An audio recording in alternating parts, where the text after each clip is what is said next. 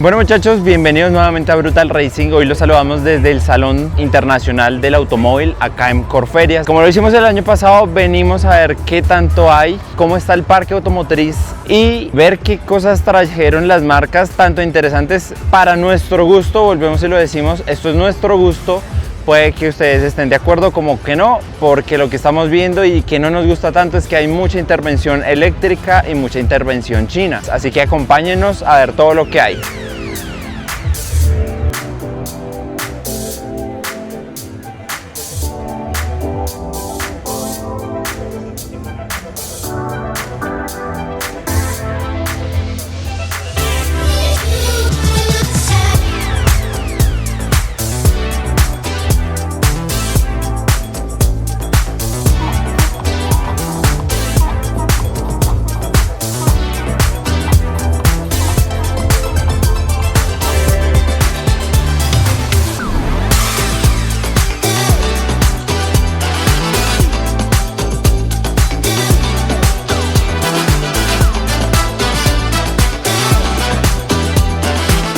Así que pues bueno, antes de empezar con los recorridos y con todo lo que les queremos decir, queremos pedirles unas disculpas ya que este video debe haber salido hace un mes. Sí, así como lo escuchan, un mes.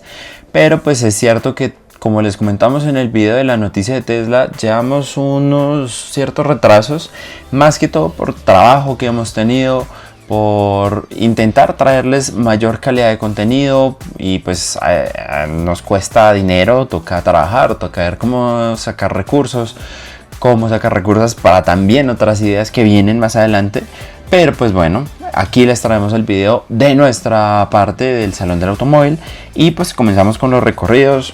Pabellones muy ordenados, las marcas trajeron varios vehículos, una vitrina pues vistosa hasta cierto punto, pero les somos honestos que me hace falta esa sensación de años atrás donde se veía a las marcas tratar de traer algo innovador, algo diferente. Ahorita todas son muy iguales, muchas marcas chinas, muchas marcas eléctricas, y pues esto concordamos un poquito con la opinión de Juan Klopatovsky en su video, en su reel que subió en la primera parte del Salón del Automóvil. Estamos en el Salón Internacional del Automóvil de Bogotá 2025 con SPD. Hay muchos carros, más de 50 marcas, 500 vehículos en exhibición, muchos lanzamientos, en un salón que uno lo podría definir como el salón chino. En definitiva, hay muchas marcas nuevas de ese país y muchas de las marcas tradicionales que también se fabrican allá y que vienen a formar parte del portafolio de vehículos que aquí se distribuye. Entonces es un salón chino donde las pantallas prevalecen, los accesorios, todo tipo de parlantes, masajeadores, ventiladores, calentadores, carros que eruptan, que tienen sonidos por fuera, mejor dicho. Hoy en día los accesorios son casi que infinitos, las hadas, pasamos de hablar de kilómetros por galón a hablar de autonomía, de cargadores, de carga rápida. Ya no hablamos de extra y de corriente, sino estamos hablando de cómo puedo ser mejor con el vehículo eléctrico e híbrido que está marcando tendencia en el mercado. Así es que bueno, concordamos con lo que él dice de que es un salón chino. Vimos muchas marcas chinas y como les decíamos al principio del video, no queremos decir que esto esté mal o bien, eso ya lo veremos en un futuro, la representación, el servicio postventa y cómo se van a desenvolver las marcas ahorita en el mercado latinoamericano y más que todo en el mercado colombiano.